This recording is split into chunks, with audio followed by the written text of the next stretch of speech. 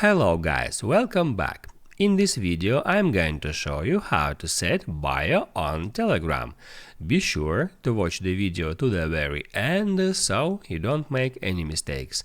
And of course, do not forget to like this video and subscribe to my channel.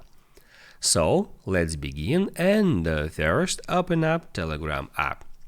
Your bio is displayed at your Telegram profile.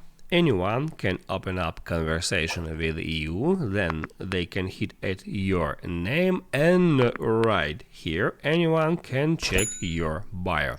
By default, bio is blank, but you can write here whatever you want, and now let me show you how you can easily do that. So once you are on Telegram, first you have to do is right here get into settings. After that, right there hit on edit, and here you can easily find that bio field it's actually blank by default, so now you can tap where it says bio and then you can type in here whatever you want.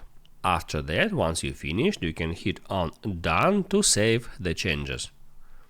Now you can write down in the comments below if you have any questions about that tutorial, and also I recommend you to check out my Telegram tutorials playlist where you will find a lot of useful Telegram tutorials. Just check the link in description. Hit the like button if you like that video, and see you in the next one.